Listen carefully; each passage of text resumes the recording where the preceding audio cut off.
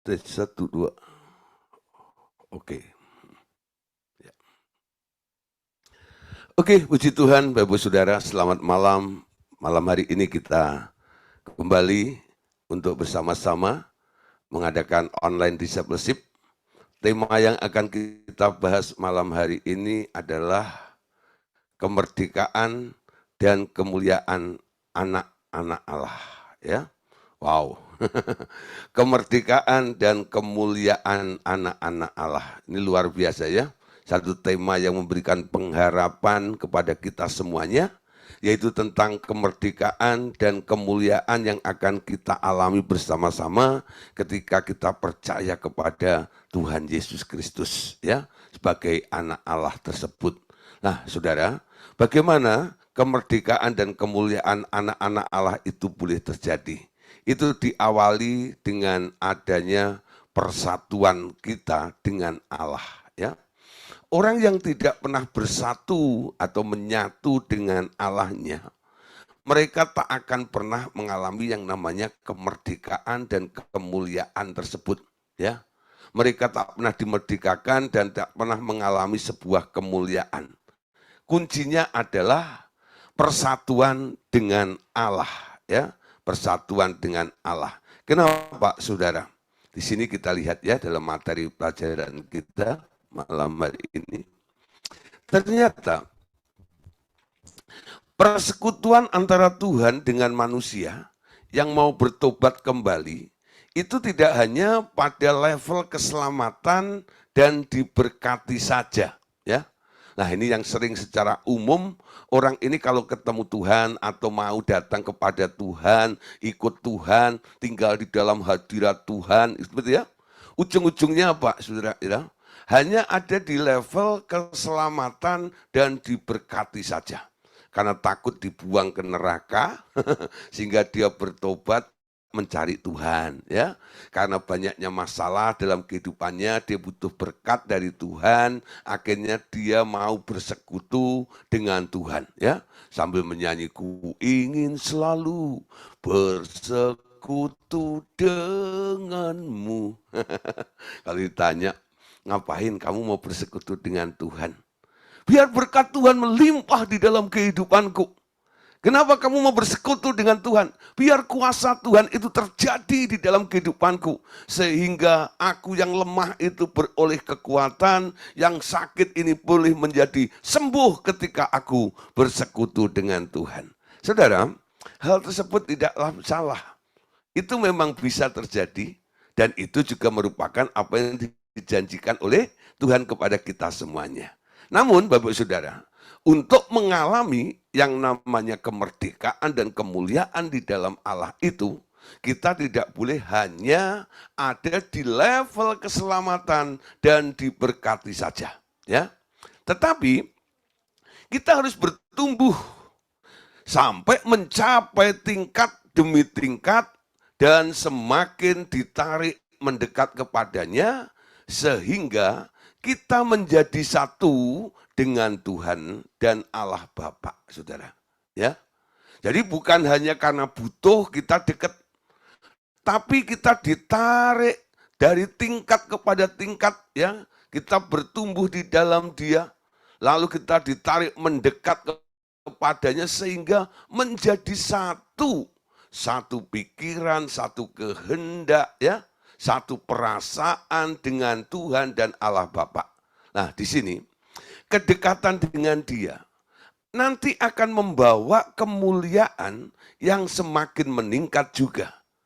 Di mana dari kemuliaan kepada kemuliaan itulah yang akan kita alami ya, terjadi di dalam kehidupan kita. Ya.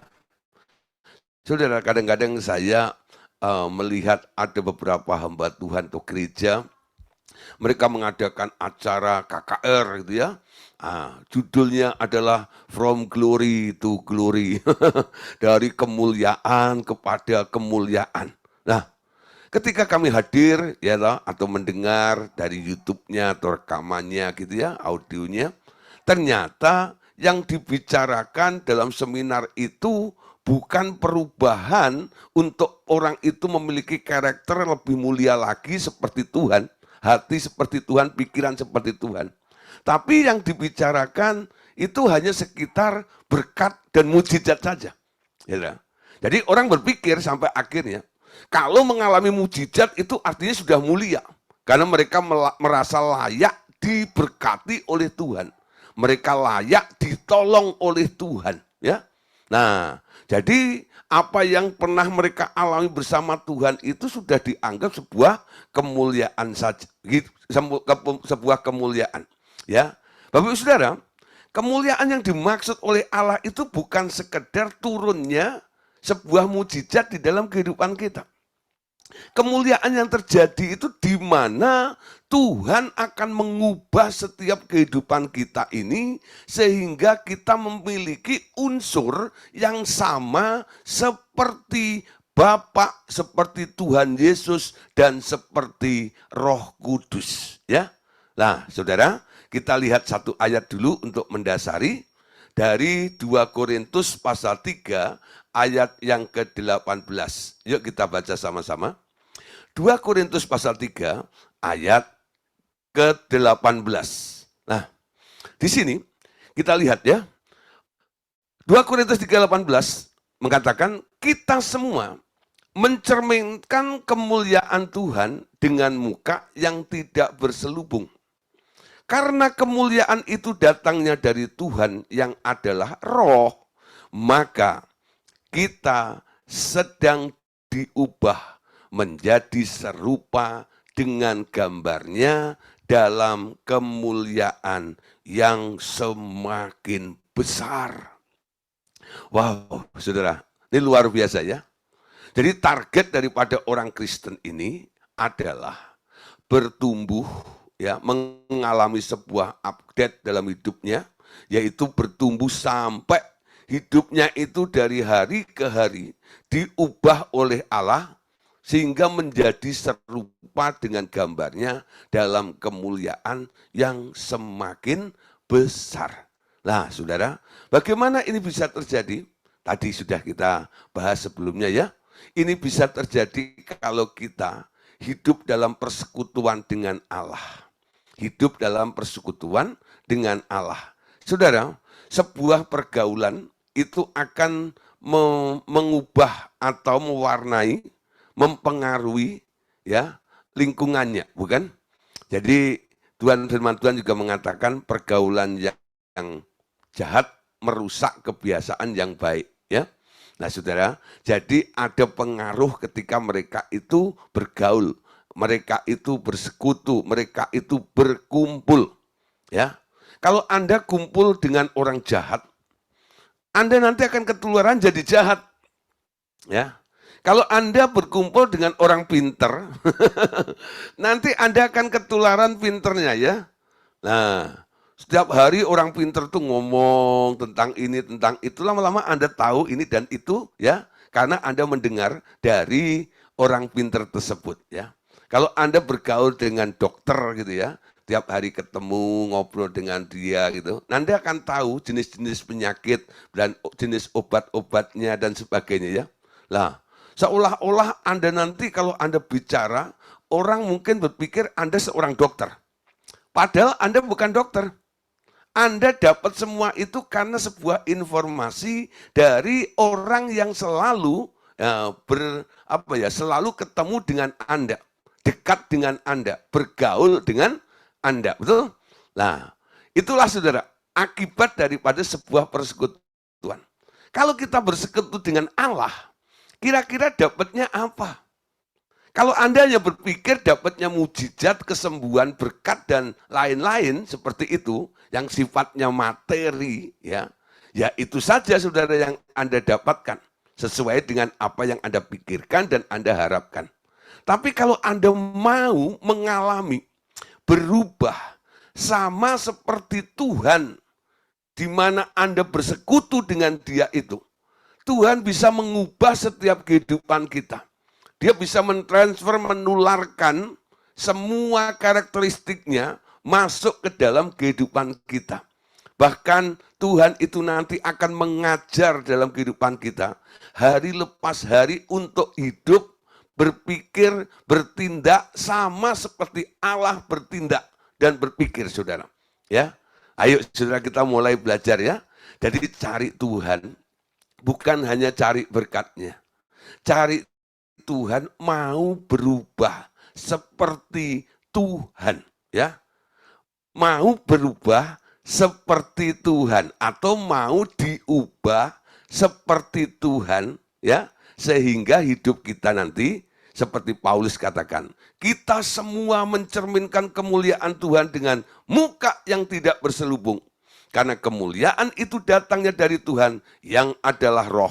Maka kita sedang diubah menjadi serupa dengan gambarnya dalam kemuliaan yang semakin besar. Target ini harus Anda rindukan. Ya, kapan aku semakin mulia ya? Nah, saudara ya, kapan aku semakin berpikir benar ya? Kapan aku semakin kudus ya?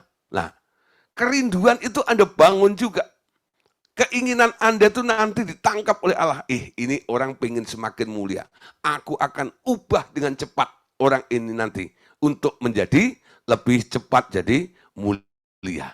Nah, saudara, ketika kita percaya dengan Tuhan Yesus, sebenarnya akar daripada kehidupan kita yang lama itu kan sudah dilenyapkan oleh Allah.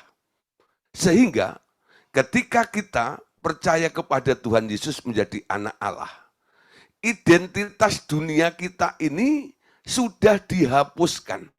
Ya, sudah dihapuskan. Nah, saudara, jadi kita nggak memiliki lagi identitas dunia. Tapi identitas kita adalah anak Allah, di mana di dalam diri kita ini sekarang ada benih ilahi.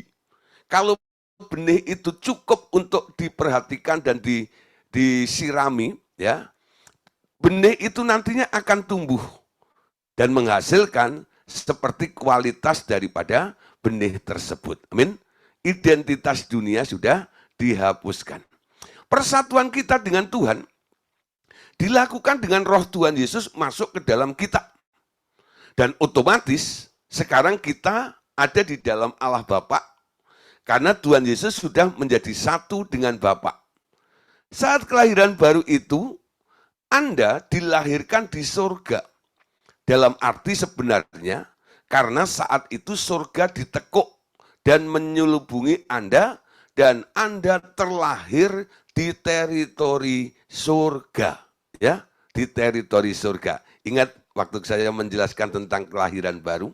Jadi Allah itu setiap lihat ada orang-orang yang mengalami kelahiran baru, Allah itu menekuk langit.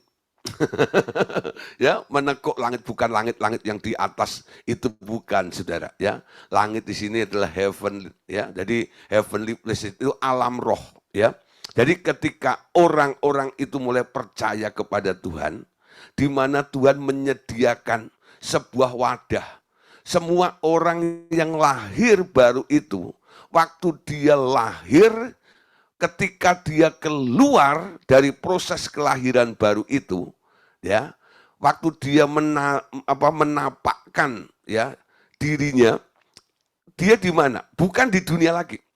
Dia lahir bukan di dunia, tapi dia lahir di surga atau di alam roh, ya. Nah, orang yang lahir di alam roh itu beda dengan orang yang lahir di dunia. Ya, kenapa? Orang yang lahir di dunia dia tidak memiliki fasilitas di dunia roh. Tapi orang yang lahir di dunia roh atau alam roh, mereka boleh memiliki ya semua fasilitas itu boleh dia dapatkan karena dia lahir di teritori alam roh tersebut, ya. Nah, saudara, seumpama ya ada orang mungkin ikut kapal pesiar sekeluarga. Lalu istrinya itu hamil tua lah gitu ya. Nah, ketika di perairan Inggris gitu, itu istrinya melahirkan anak. Nah, saudara, anak yang lahir, anak orang Indonesia yang lahir di teritori Inggris itu, Nah, itu diberi hak, ya, boleh menjadi warga negara kerajaan Inggris. Kenapa? Karena dia lahir di teritori yaitu daerah kerajaan Inggris itu, walaupun laut itu ya. Nah, tapi itu wilayahnya kerajaan Inggris. Jadi anak itu punya hak. Kalau dia punya hak untuk menjadi warga negara kerajaan Inggris, kalau dia ambil artinya apa? Dia punya hak. Apa yang disediakan oleh pemerintah Inggris itu, nah dia bisa nikmati semuanya sebagai warga negara kerajaan Inggris itu loh, saudara. Begitu juga ketika kita ya, lahir baru di dalam Allah. Semua unsur di dalam Allah itu boleh kita kembangkan di dalam hidup kita ini. Ya, potensi Allah itu sekarang boleh menjadi bagian dalam kehidupan kita. Kenapa? Karena kita lahir dari Allah. Dalam 1 Yohanes kalau Anda membaca, ya, kita ini lahir dari Allah. Kita memiliki benih ilahi. Orang yang lahir dari Allah memiliki benih ilahi tidak bisa berbuat dosa lagi. Nah, ya. Tapi kalau kita lihat prakteknya dalam kehidupan kita ya, dalam kekristenan, apakah semua orang yang lahir baru itu langsung tidak bisa berbuat dosa? Enggak juga ya. Orang sudah terima Tuhan Yesus berkali-kali, tapi masih juga hobinya berbuat dosa juga. Kenapa bisa seperti itu, saudara? Sadaran tentang identitas dunia yang dihapus itu tak pernah ya, dipahami oleh orang yang lahir baru itu. Jadi ketika kita lahir baru, tiap hari kesadaran Anda itu harus diperkuat. Aku bukan lahir di dunia. Aku bukan warga negara dunia ini. Aku lahir di dalam Allah, ya, memiliki benih Allah di dalam hidupku ini. Dan Alkitab mengatakan, orang yang lahir dari Allah memiliki benih ilahi itu tidak bisa berbuat dosa lagi. Amin. Artinya apa? Hal-hal yang jahat yang membuat hidup kita ini menjadi merosot, kemuliaannya semakin lenyap karena kejahatan-kejahatan itu, bisa kita hindarkan. Sehingga potensi kita untuk bisa menjadi mulia di dalam Allah itu lebih mudah. Kenapa? Ketika Anda berpikir, ya, aku tidak akan berbuat dosa. Bisa enggak, saudara? Bisa. Karena Anda punya modalnya. Modalnya apa? Tuhan telah memberikan benih ilahinya ada di dalam diri Anda. Betul? Di dalam diri Anda. Kalau Anda mau menggunakan semua fasilitas surga, boleh atau tidak? Boleh. Karena Anda juga mengerti, aku pernah lahir di surga. Aku bukan orang dunia. Aku lahir di dalam Allah. Ya, dua perkara ini kalau Anda ingat terus, lalu Anda mengerti kenapa identitas baru itu diberikan oleh Allah kepada kita. Ya, jadi coba mulai berpikir ya malam hari ini bahwa identitas dunia Anda sudah dihapus. Jangan pernah mengaku sebagai orang dunia lagi, ya. Tapi mulai bangun diri Anda secara iman. Aku adalah warga negara kerajaan surga. Aku lahir dari Allah. Ada benih ilahi di dalam diri saya. Kalau perlu itu jadikan dulu pengakuan iman di dalam hidup Anda. Develop dulu ya, sehingga pikiranmu itu terbentuk. Siapa Anda? Saya adalah anak Allah. Saya warga negara kerajaan surga. Saya lahir dari Allah. Saya punya benih ilahi di dalam hidup saya. Ya, itu coba Anda ulang ngomong dulu gitu ya. Nanti sampai Anda itu sepertinya sudah hafal seperti itu ya. Siapa Anda? Jadi kalau Anda ditanya, Anda diteror oleh si iblis untuk supaya jatuh kembali dalam kejahatan dan dosa itu, Anda bisa menang setiap hari karena Anda tahu identitas baru Anda itulah yang membuat Anda bisa menolak semua ajakan daripada roh-roh jahat tersebut. Amin. Nah, saudara, terus ya. Dengan demikian, Anda beroleh kewarganegaraan surgawi sejak itu. Itu sudah saya jelaskan ya.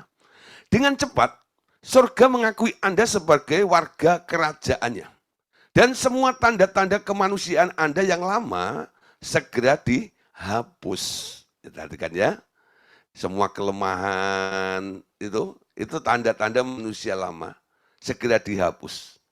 Asal-usul Anda dari dunia sekarang sekali dilupakan. Diganti dengan asal-usul yang baru dan tanda-tanda yang baru. Ya, artinya Anda diberi kartu kelahiran, kartu keluarga, kartu penduduk, dan paspor. Semua baru dari surga.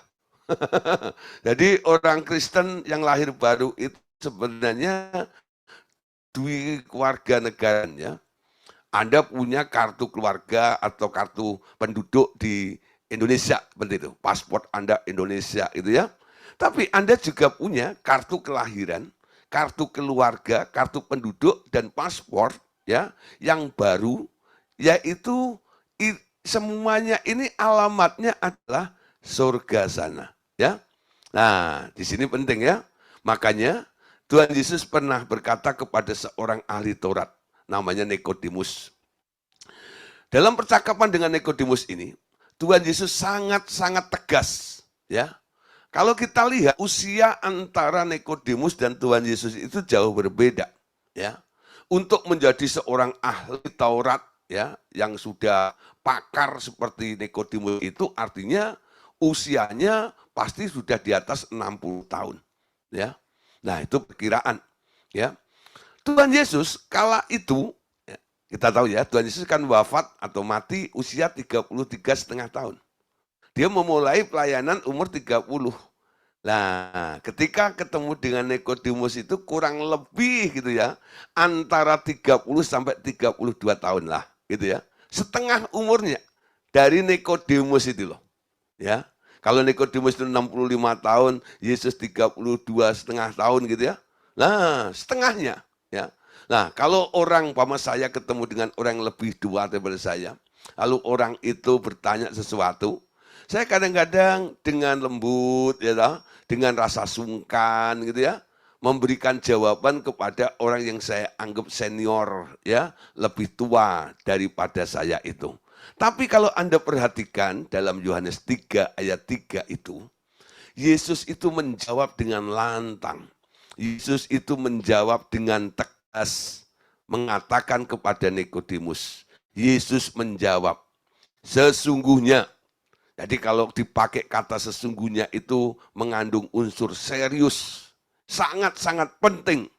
Sesungguhnya, aku berkata kepadamu, jika seseorang tidak dilahirkan kembali, ia tidak dapat melihat kerajaan Allah. Ya, tidak dilahirkan kembali. Saudara, siapa Nikodemus? Nikodemus itu bukan orang jahat. Enggak. Nikodemus itu ahli.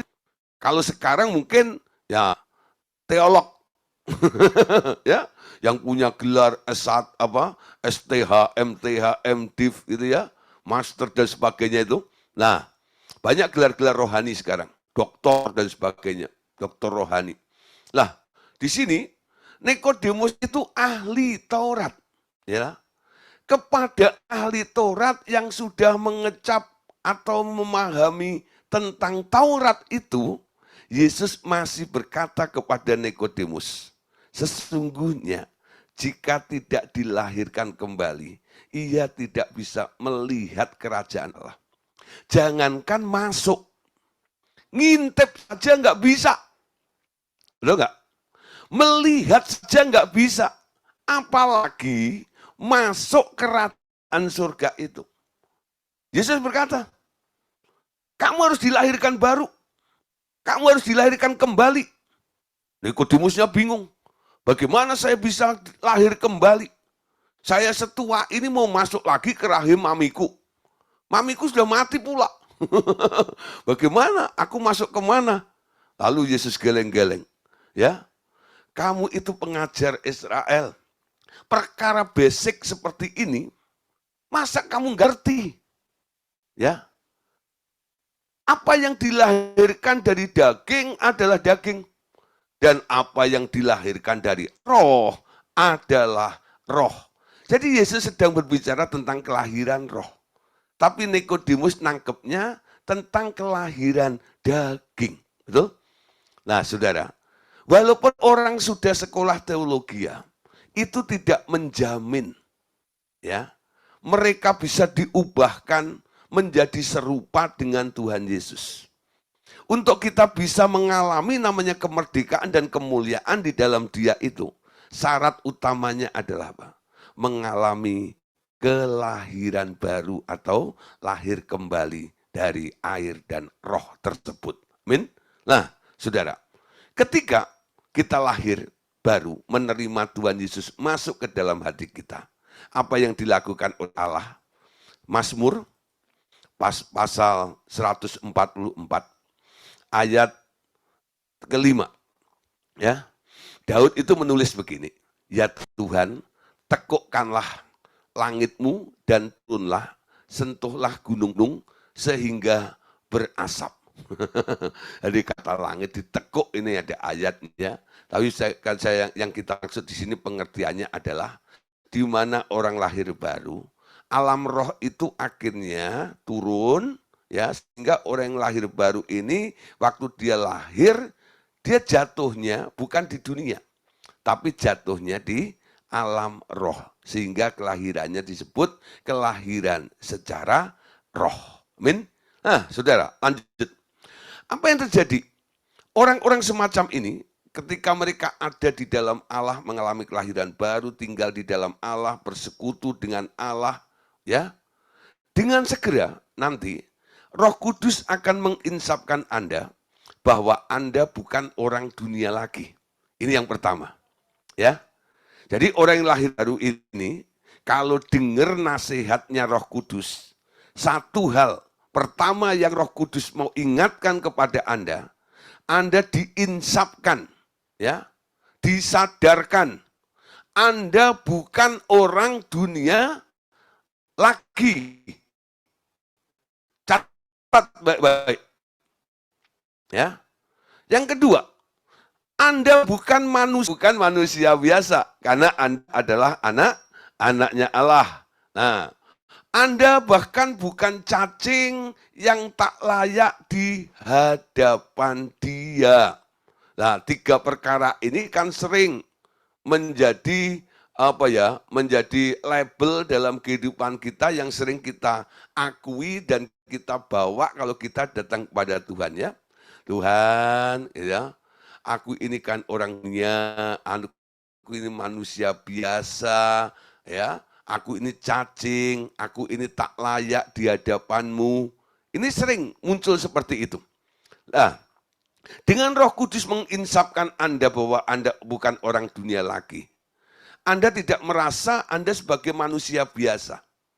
Sekarang Anda tahu bahwa aku adalah anak Allah. Aku bukan cacing, aku layak di hadapan Allah karena aku adalah anaknya Allah. Amin. Jadi, yang lambat sebenarnya pindahnya kesadaran penuh bahwa Anda adalah anak Allah dan sudah didudukkan bersama dengan Dia di surga. Ini lamban sekali, ya, lamban sekali. Karena manusia ini selalu dipengaruhi oleh perasaan, situasi, dan kondisi. Sehingga perasaan, situasi di situ membuat Anda lamban untuk pindah kesadaran ketika Roh Kudus pernah menginsapkan Anda tentang status Anda yang baru di dalam hidup Anda. Nah, saudara, berikutnya, sekarang Dia sekarang ada di dalam Anda. Ya. Dia sekarang ada di dalam pikiran dan perasaan Anda. Ya, ingat nih. Dia ada di dalam Anda tuh. Dia ada di dalam pikiran dan perasaan Anda. Yang dikerjakan Roh Kudus adalah membimbing perpindahan kesadaran Anda kepada kesadaran Yesus di dalam Anda itu. Sesudah itu bertumbuh terus sampai kesadaran Anda menjadi satu dengan kesadaran Allah Bapa. Amin. Yesus di mana, saudara? Ada di dalam saya. Yesus juga ada di dalam pikiran Anda. Dia juga ada di dalam perasaan Anda. Amin. Jadi sekarang pilihan Anda ya. Ketika Anda menghadapi situasi di muka bumi ini, Anda mau menghadapi ya dengan kekuatanmu sendiri atau mengandalkan Dia yang ada di dalam hidupmu. Ketika terjadi persoalan di dalam kehidupan Anda, ya, Anda mau menggunakan pikiranmu sendiri atau Anda bergantung kepada Tuhan Yesus yang ada di dalam pikiran Anda. Ya, kata lainnya adalah menggunakan pikiran Kristus. Ketika situasi sekitar Anda itu menggocoh atau membuat Anda nggak enak, ya, apakah Anda terima, Anda respon dengan perasaanmu sendiri, atau Anda terima dan respon dengan perasaannya Kristus yang ada di dalam perasaan Anda? Dilatih, saudara. Beberapa kali kan saya sudah mengajarkan kepada Bapak Ibu Saudara. Ya, kalau ada masalah, jangan dipikirin. Semakin Anda pikirkan, ya, pikiranmu nanti yang akan bekerja. Ketika terjadi masalah itu, Anda tanya kepada Tuhan Yesus. Tuhan, kalau terjadi seperti ini, apa yang engkau pikirkan untuk jalan keluarnya? Kalau kita biasakan, ya, setiap menghadapi persoalan lalu kita tanya, ya, minta tahu tentang apa yang Tuhan pikirkan. Anda semakin loncer, ya, Anda semakin gampang untuk mengenal, melihat tentang pikiran Allah itu. Ya. Oh, Allah berpikir seperti ini, gitu ya. Kalau Anda nggak pernah tanya kepada Dia sampai kapanpun, Anda nggak bakal tahu tentang pikiran Allah yang bergerak, bekerja dalam kehidupan kita sehari-hari itu. Bagaimana Allah memikirkan tentang persoalan yang sedang dihadapi. Ya. Nah, perasaannya juga begitu, dilatih. Jangan gunakan perasaan Anda. Tuhan, kalau apa ya, aku difitnah seperti ini, gitu. Itu kalau terjadi dengan engkau, Tuhan, apa yang engkau rasakan kalau difitnah, gitu. Ya. Nah, apa yang engkau rasakan, Tuhan? Nanti Tuhan akan memberitahu perasaannya. Kalau menghadapi situasi ya yang menyinggung perasaanmu itu, nanti Tuhan bilang, yang aku rasakan begini. Nah, lama-lama Anda nggak menggunakan pikiranmu, Anda nggak menggunakan perasaanmu, Anda nggak menghadapi situasi dunia ini dengan kekuatanmu, tapi Dia yang ada di dalam hidupmu. Ya, setelah itu Anda pasti akan bertumbuh terus sampai kesadaran Anda menjadi satu dengan kesadaran Allah Bapa itu. Kenapa? Karena polanya sudah Anda buat, Anda lakukan, Anda latih dalam kehidupan Anda. Ya, saya sebagai hamba Tuhan juga begitu. Kalau menghadapi persoalan, ada orang konseling dan sebagainya. Dulu saya pikirin, itu kalau orang bertanya seperti ini, apa ya? Saya harus jawab apa ya? Saya mikir, tapi sekarang saya mulai tidak menggunakan pikiran saya. Ketika orang bertanya, ya, sambil mendengarkan orang bertanya itu, saya tanya Tuhan, Tuhan, semua pertanyaan ini, apa yang kau pikirkan Tuhan? Apa yang harus engkau jawab Tuhan? Beritahu aku, supaya mulutku menyatakan pikiranmu yang harus diketahui oleh orang itu. Ya, nah, dalam pelayanan enteng, betul, ya. Memang tidak semudah langsung bisa nangkep Tuhan begitu. Ya, jam terbang, saudara. Kadang-kadang Roh Kudus latih. Saya dikondisikan dalam tanda kutip, ya. Satu kali saya pernah cerita tuh ya, saya dihadapkan dengan tokoh paranormal yang ya cukup punya nama lah, ya. Waktu itu dia sakit, ya. Waktu orang yang mengundang itu nggak cerita bahwa yang minta didoain itu tokoh paranormal yang top itu. Nah, terus waktu saya sampai ke rumah sakitnya, baru dia ngomong, Pak, ini si itu, wah, temennya tokoh paranormal yang hebat juga, ya, si Gendeng Pamungkas tuh, dan sebagainya.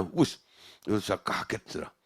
Dan karena saya shock, saya nggak bisa mikir, wah, ibu kok nggak ngomong tadi, ya, kalau itu, ya, paling nggak saya siap persiapan dulu, gitu ya. Dalam kondisi mendadak seperti itu saya bingung, gitu.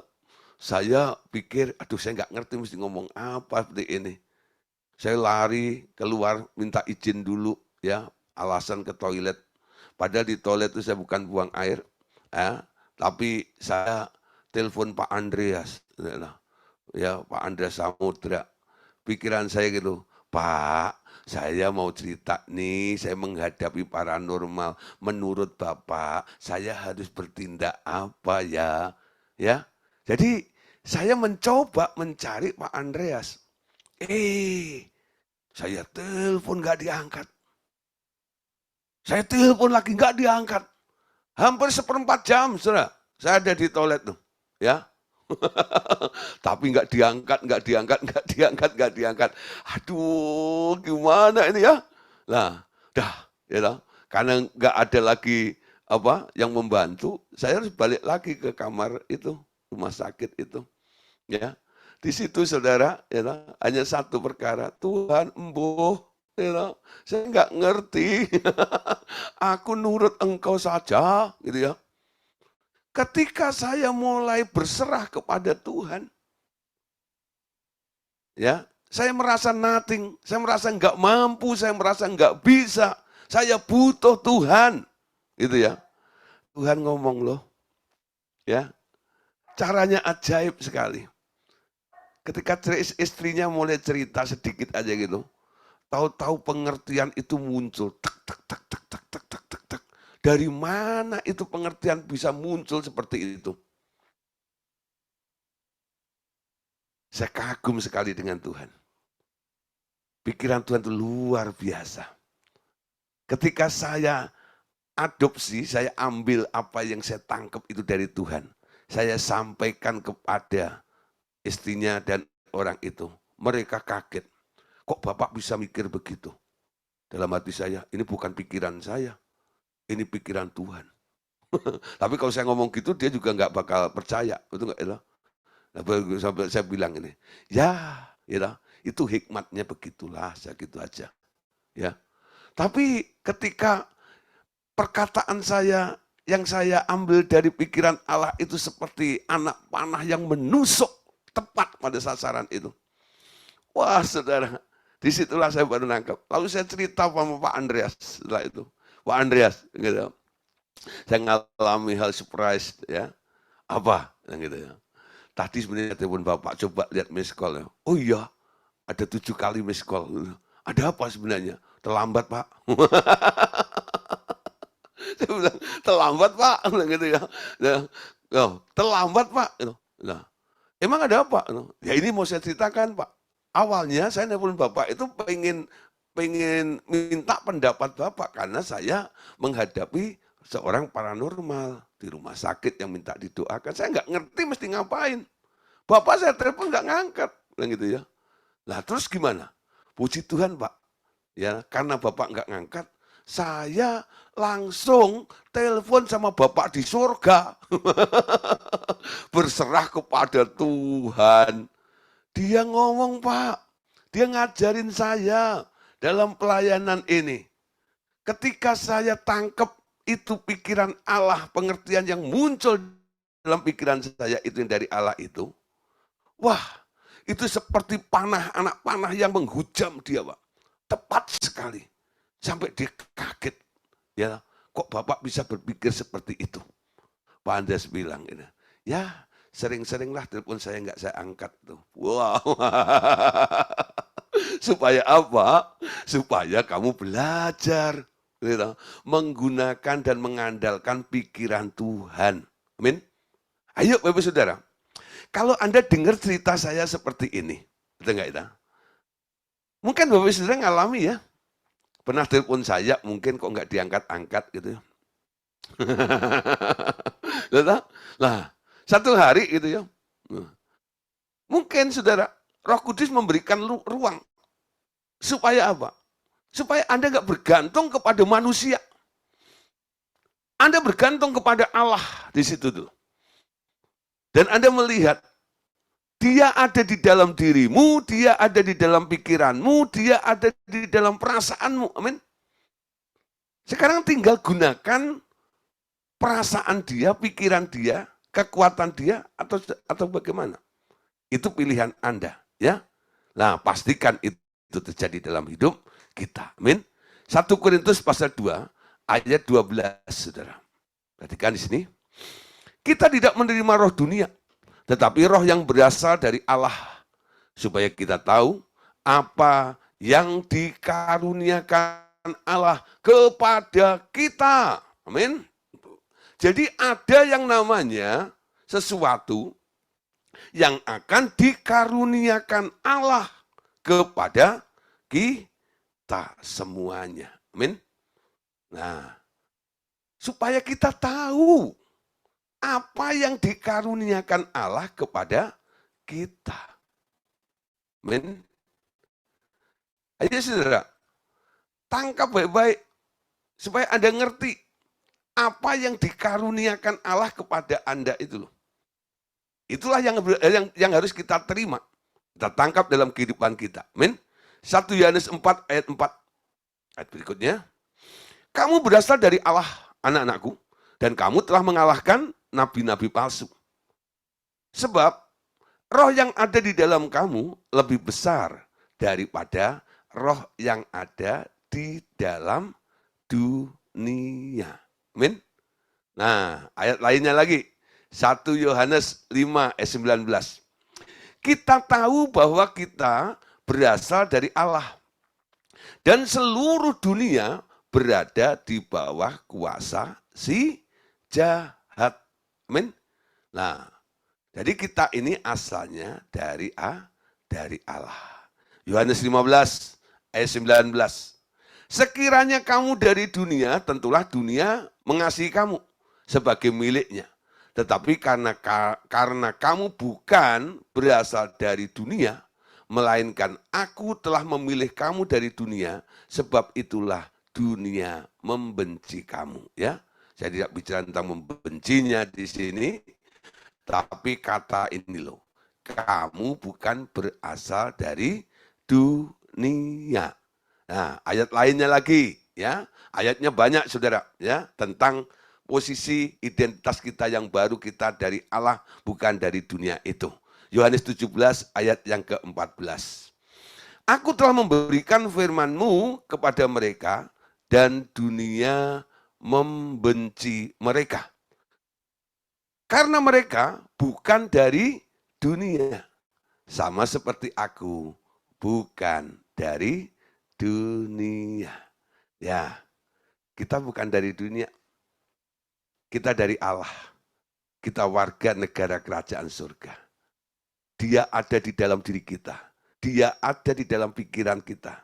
Dia ada di dalam perasaan kita. Amin. Yuk mulai ya. Menyatu dengan dia. Dia sudah ada di dalam dirimu. Anda yang harus mendekat kepada dia. Semakin Anda aktifkan pikiran Kristus dalam dirimu, Anda akan memiliki pikiran Kristus dalam dirimu. Semakin Anda gunakan perasaan Kristus dalam dirimu, Anda akan punya perasaan Kristus dalam dirimu nanti. Ya, dan itu nanti akan otomatis keluar. Karena Anda tahu mana yang Anda gunakan ketika sesuatu terjadi di dalam kehidupan kita. Nah, saudara, upaya untuk masuk itu sering disebut sebagai peleburan. Ya, persatuan itu meliputi pengertian, meliputi pikiran, bahkan sampai perasaan juga disatukan. Dilebur jadi satu dengan dia. Ya, dilebur jadi satu dengan dia. Jadi pikiranmu dilebur jadi satu dengan pikiran Kristus. Perasaanmu dilebur jadi satu dengan perasaannya Kristus. Amin. Nah, dilebur jadi satu. Nah, istilah baru dalam dunia teknik ada fusion antar roh Anda dengan roh dia. Artinya, ada dua inti atom unsur yang lebih ringan dari besi. Bila disatukan akan mengeluarkan energi yang besar. Sebaliknya, yang lebih dari besi akan menarik energi itu. Nah, orang sedang melakukan eksperimen dalam bidang ini dan hendak menciptakan mesin fusion yang akan menggantikan tenaga roket. Jarak tempuh bumi sampai ke Mars adalah 7 bulan ya, memakai tenaga roket yang sekarang. Tapi hanya 3,5 bulan dengan mesin fusion itu. Wow, saudara ya. Saudara, jadi ketika, ya anggap aja mesin roket itu kekuatan Anda. Ya kita tidak memungkiri ya, ada kekuatan namanya pikiran. Ya, orang semakin berpikir, menghasilkan ini, menghasilkan ini, ya. Sehingga orang-orang dunia ini sangat menghargai para pemikir. Ya. Nah, sistem baru yang dibangun oleh Allah itu melebur, ya, dilebur. Pikiranmu dilebur dengan pikiran Kristus. Itu nanti akan lebih efektif. Nah, bisa menghasilkan kecepatan yang lebih daripada pikiran manusia yang hebat sekalipun. Karena yang bekerja adalah pikiran Kristus itu. Nah, bukan berarti ketika Anda memiliki pikiran Kristus, Anda nggak punya pikiran. Anda punya pikiran. Ya, kita punya otak. Masih.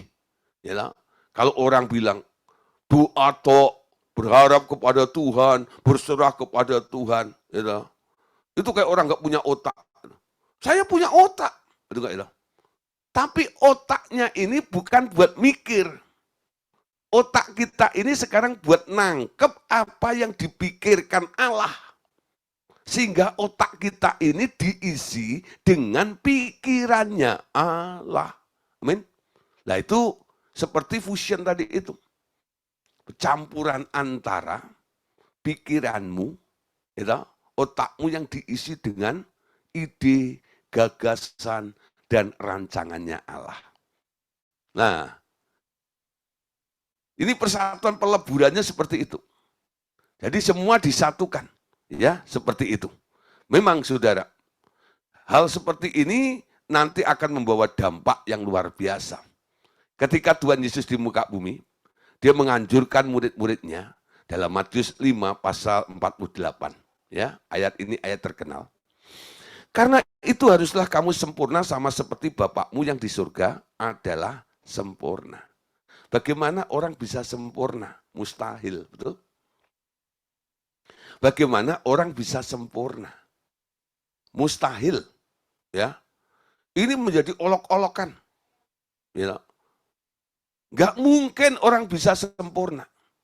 Tapi Tuhan Yesus ini yang memberi perintah ini, dia sangat yakin bahwa orang yang telah ditebus, yang telah dilahirkan baru itu, dia bisa sempurna. Amin. Bisa sempurna. Bapak Saudara, malam hari ini coba pastikan. Kalau Anda ditanya, Anda bisa sempurna enggak? Halo? Anda bisa sempurna enggak? Seperti Bapak sempurna. Ya, mungkin dalam hati kecil Anda, aduh, berat nih. Ya, berat nih. Ya, nah, Anda bisa sempurna enggak? Bisa. Caranya gimana? Harus melalui lewat proses peleburan ini dulu. Kalau Anda tak pernah menjadi orang yang lahir baru, lalu melebur dengan Allah, nggak bisa sempurna. Ya, dengan kekuatanmu sendiri, dengan pikiranmu sendiri, dengan perasaanmu sendiri, Anda nggak bisa sempurna. Tapi dengan Anda melebur dengan kehendak Dia, dengan pikiran Dia, dengan perasaan Dia, nanti pikiran Dia itu akan menuntun Anda. Perasaan Anda itu membawa Anda, itu enggak, kepada hal yang lebih baik lagi.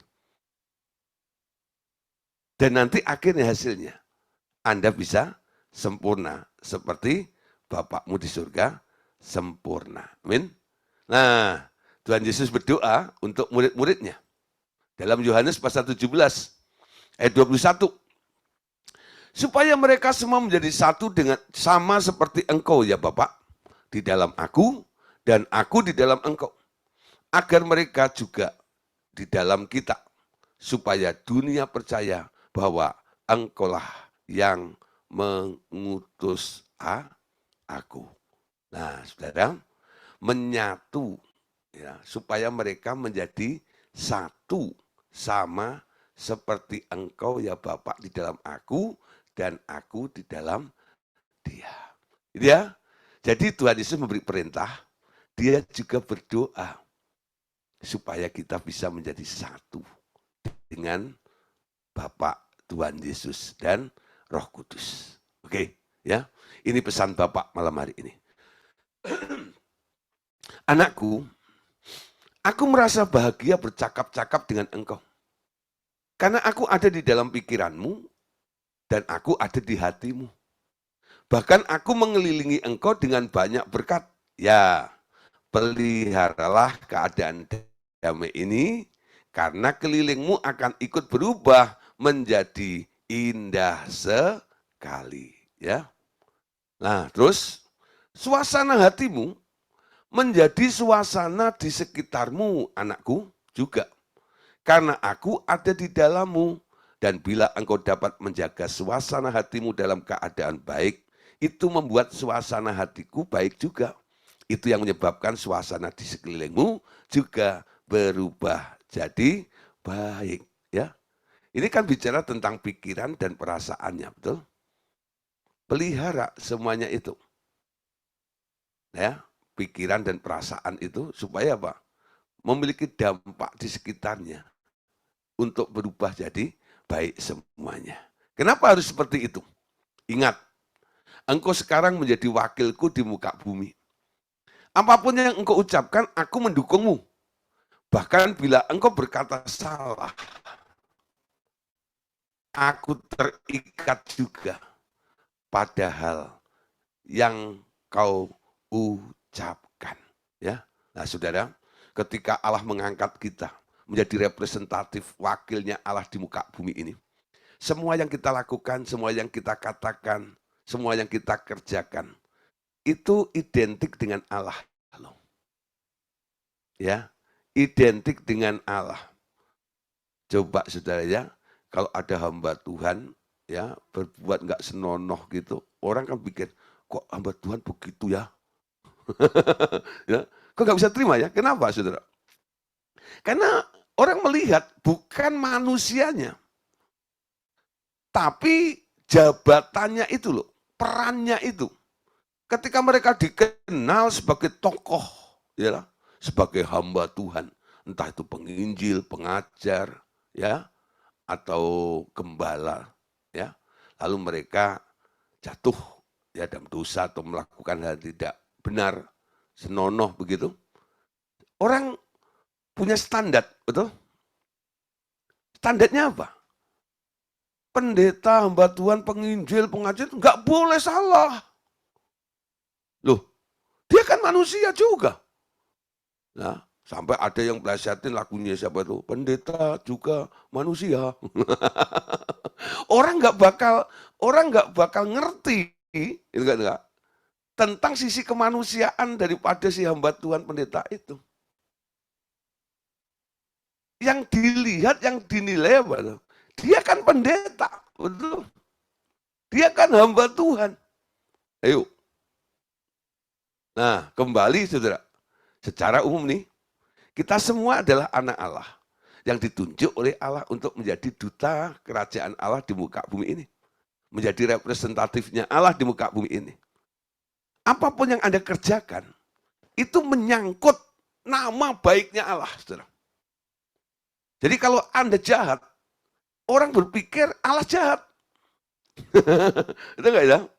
Nah, jadi kalau Anda salah, tadi dikatakan, ya, aku terikat juga pada hal yang engkau ucapkan itu, atau apa yang engkau perbuat. Ingat saudara, kenapa Tuhan itu pernah keras sama Musa ya? Musa itu pernah kena penalti, nggak boleh masuk ke tanah perjanjian. Kenapa? Karena Musa salah menggambarkan Allah di muka bumi ini. Karena waktu itu, Musa itu adalah figur. Bangsa Israel itu kalau melihat Musa happy, dia berpikir Allah sedang happy. Ya, kalau melihat Musa sedang marah, bangsa Israel itu taunya Allah lagi marah. Ya, nah ketika dimarah, mereka minta air. Musa jengkel. Ya, padahal Allah bilang, ya, kalau kamu nanti kekurangan air, bangsa ini pukul batu itu akan mengeluarkan air. Hal memukul batu itu sebenarnya ada perintah.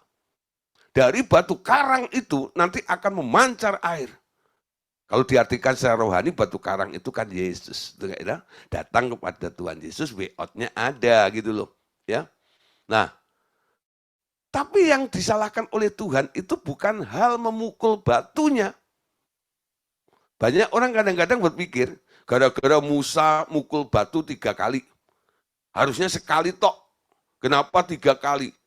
Bukan masalah mukul sekali, 2 atau 3-nya, bukan. Tapi Alkitab bilang, Musa teledor dengan perkataannya karena pahit hatinya. Betul? Dia marah kepada bangsa itu, lalu mulai menghujat bangsa itu. Ya.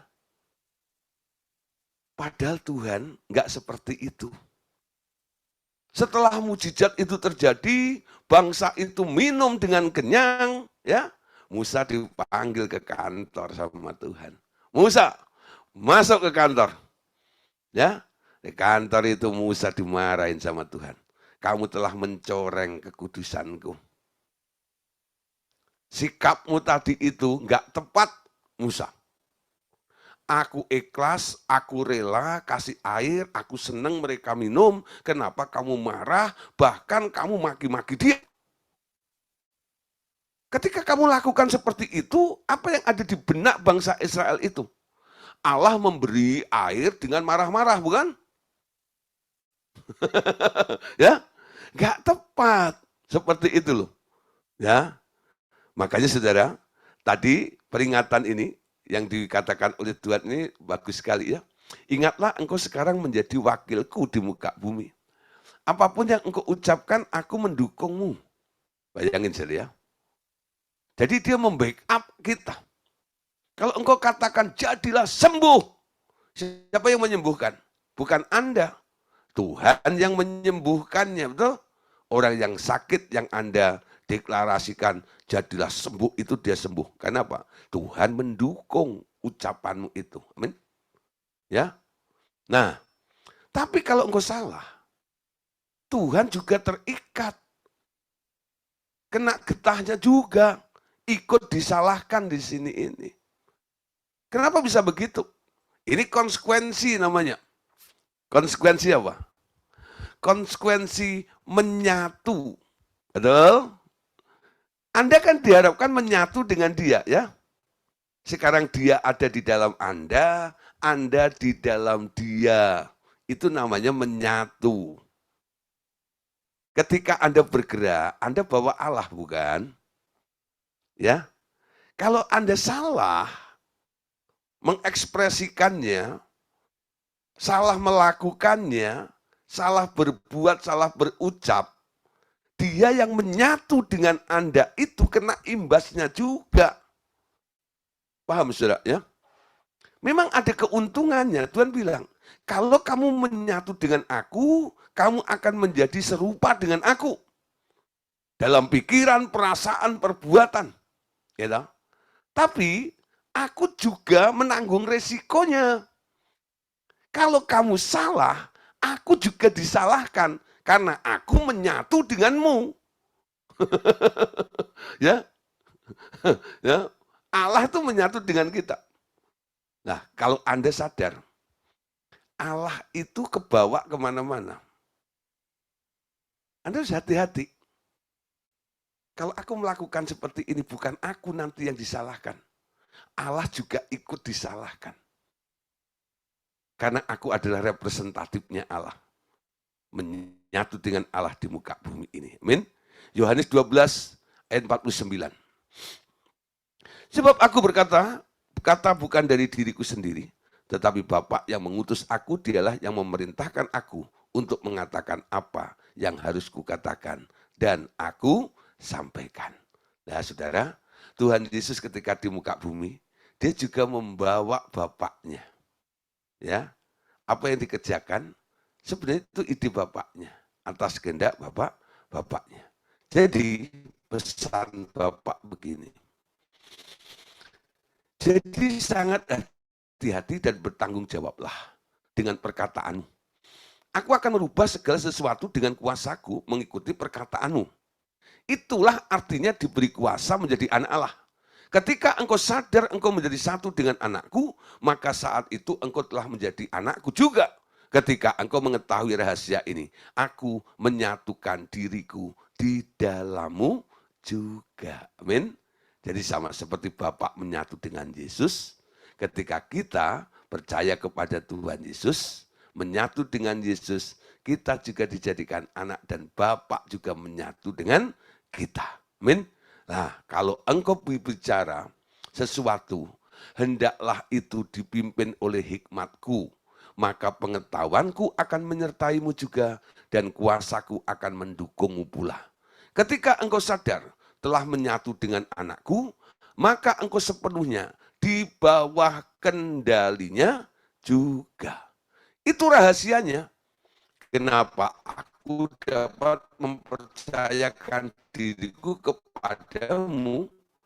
Engkau bukanlah robot, sama sekali bukan. Temilikiku juga. Karena kita telah melebur menjadi satu. Engkau sekarang berada di dalam latihan untuk menyesuaikan diri dengan kebenaran ini, anakku. Amin. Saudara, malam hari ini kita membahas 2 poin dulu, ya. Poin pertama adalah identitas, ya. Persatuan dengan Allah itu akan membawa identitas lama kita itu dihapuskan, betul? Kita memiliki identitas baru di dalam Allah, ya. Yang kedua, setelah itu kita harus melebur dengan Dia, menjadi satu dengan Dia. Baik dalam pikiran, perkataan, dan perbuatan. Tuhan akan mendelegasikan banyak hal kepada kita. Kita jadikan representatifnya Allah. Kemana-mana Anda membawa label Allah itu loh. Kalau Anda salah, Allah ikut disalahkan juga. Kita sedang dilatih di sini. Latihan ini Roh Kudus yang mengawal. Nanti ya. Ayo saudara mulai belajar ya. Menyesuaikan diri dengan pikiran Allah. Menyesuaikan diri dengan perasaannya Allah. Setiap hari. Lambat laun Anda nanti akan jadi terbiasa memakai pikirannya Allah dan perasaannya Allah itu. Terima kasih atas kehadirannya malam hari ini. Ya, besok kita akan lanjutkan bagian berikutnya. Tuhan Yesus memberkati kita.